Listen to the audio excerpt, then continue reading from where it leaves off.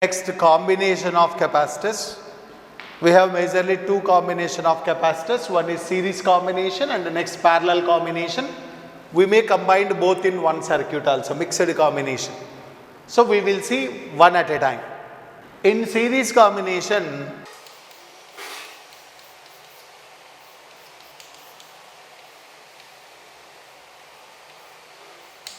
two capacitors C1 and C2 are connected like this. See these process very carefully. When we connect to a cell of terminal potential difference V, then this cell role is to transfer electrons from one conductor to another conductor. That's it. Cell is not the source of electron, it is the source of energy. Conducting plates are the source of electrons, remember. So it transfers one electron from here to here. Okay, another electron, like that it will store charge here. See here, charge is say plus Q. The same amount of charge will flow here with the negative sign. Okay, that means charge flows through any section of the wire, even through the battery is same, that is Q. Okay, total charge flowing through the circuit is Q only. This negative charge induces positive charge and it induces equal amount of negative charge. This positive charge induces negative charge. This induces positive charge. See, these two are bounded, but this is free, this is free. That means even through this cross section of the wire, only Q amount of charge flows. This positive charge and negative charge neutralizes. That means anywhere you connect an ammeter, it reads the same amount of flow of charge. Okay, this is how it acquires here negative charge and it acquires here positive charge. That means in series combination, the charge on each capacitor is the same. Okay, and amount of flow of charge through any part of the circuit is also same. So in series combination, charge on the first capacitor if we take Q1, charge on the second capacitor if we take Q2, then that is equal to total charge Q. So Q1 is equal to Q2 is equal to Q. This is very important point we have seen physically here. Okay, but in series combination, potential divides. See, this potential divides here V1 volts and V2 volts. V1 plus V2 is equal to V only according to law of conservation of energy. That means in series combination, potential divides. V is equal to V1 plus V2. The equivalent circuit for this diagram is these two capacitors are going to replace with some other capacitor. Say this is called equivalent capacitor. This is V volts, here potential drop is V and this effective capacitance is CS. And here also charge is same. Charge on this capacitor is same. Q only, plus Q and minus. When potential divides, potential difference across the first capacitor is V1 and potential difference across the second capacitor is V2, means I need to calculate V1 and V2. So that's why potential difference across C1 is, we know Q is equal to CV. So that's why charge on the first capacitor is same as the total charge. So Q is equal to C1 V1. Now I want potential difference V1. So that's why V1 can be written as Q by C1. Okay. Similarly, I have to calculate potential difference across C2. Potential difference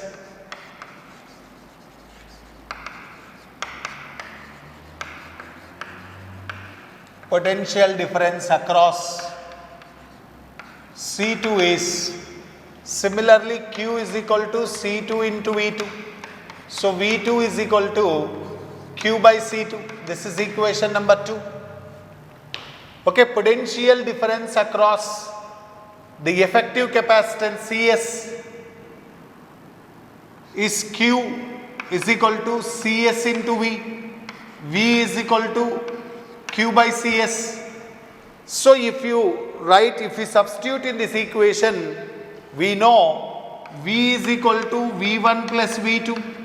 So V value is Q by CS and V1 value is Q by C1.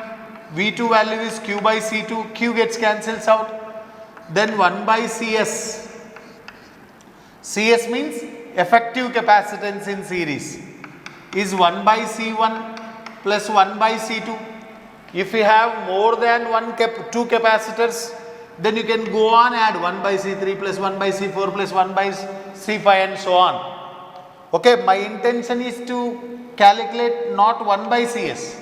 I need to calculate only CS. Effective capacitance CS is equal to 1 by C1 plus 1 by C2 and plus so on if you have more than two capacitors. So if you simplify this, you will get CS is equal to C1 C2 by C1 plus C2 for two capacitors. So this is effective capacitance. In series combination, charge on any capacitor is same and the potential divides. We have seen that. And effective capacitance 1 by CS. CS have to calculate, but here we have expression 1 by CS. That is 1 by C1 plus 1 by C2 plus 1 by C3 plus and so on. How many capacitors you have, you go on write like that, enough. Okay, if all capacitors are identical, that means 1 by CS is equal to 1 by C plus 1 by C plus 1 by C and plus so on. So if we have two capacitors, 2 by C, 3 capacitors, 3 by C, 4 capacitors, 4 by C, n capacitors, n by C. So 1 by CS is equal to n by C. I want CS, so that's why that is C by n. If n identical capacitors are connected in series, then effective capacitance is C by n. If you have connected 1 microfarad and 2 microfarad in series, for example, what will be the effective capacitance? We will see. CS is equal to C1 C2 by C1 plus C2. That means 1 into 2 by 3. That is 2 by 3. That is 0.66 microfarad. Okay, that means in series combination, effective capacitance is smaller than smallest of the individual. This is important. Sometimes you can guess answer directly without solving the problem. Next combination is parallel combination. See here.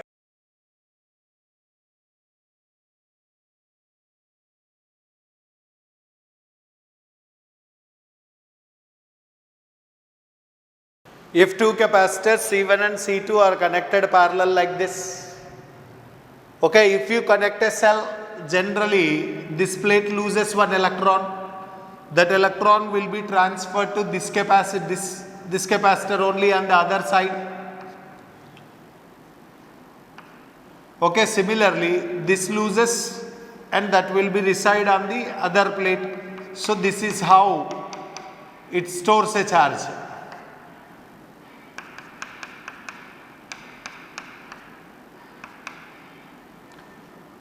Okay, so charge here it flows Q1, here charge flows Q2 and they will combine and total charge flowing through the circuit is Q1 plus Q2. It gives a charge Q1, it gives a charge Q2 and Q1 resides on this plate. So here it is say plus Q1, the same amount of negative charge will acquired by the other plate of the capacitor. If it supplies plus Q2, then it will acquire minus Q2.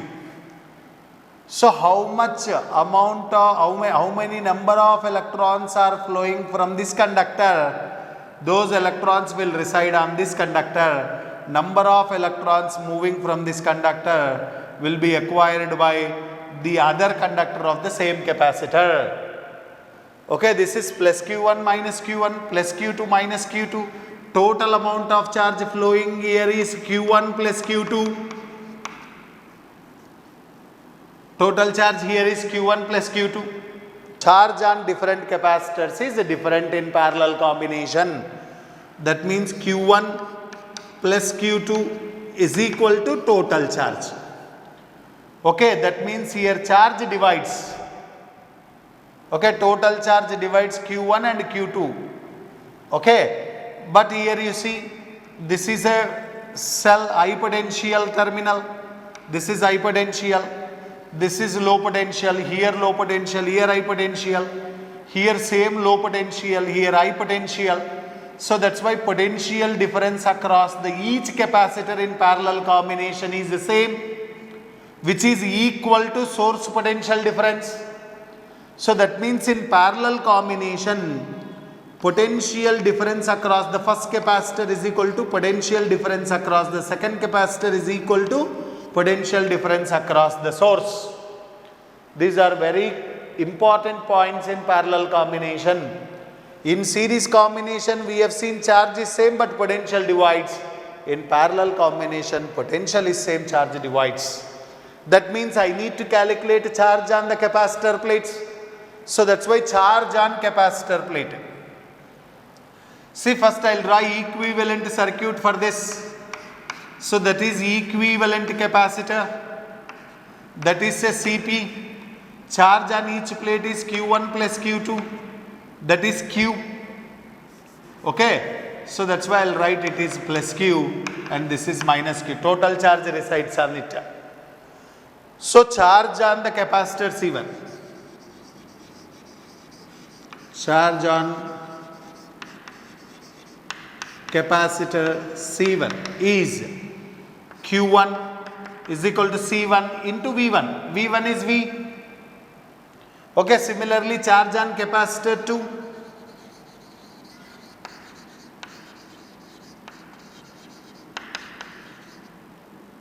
Capacitor C2 is Q2 is equal to C2 into V. Potential difference across the second capacitor is also same. Charge on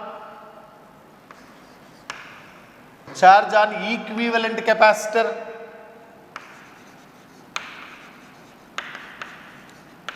CP is Q is equal to CP into V.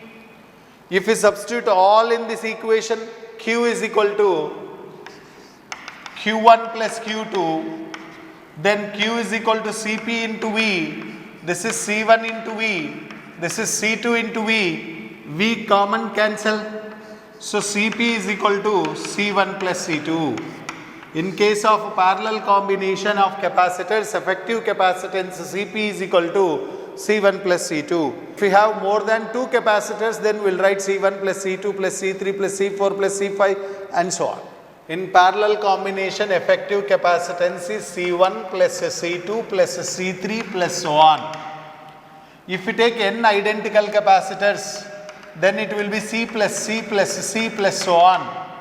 If 2 capacitors 2C, 3 capacitors 3C, 4 capacitors 4C, like that n capacitors means NC. So effective capacitance for n identical capacitors is NC. If we take 2 capacitors of capacitance 1 microfarad and 2 microfarad, effective capacitance is 3 microfarad. That means effective capacitance in parallel combination is larger than the largest one.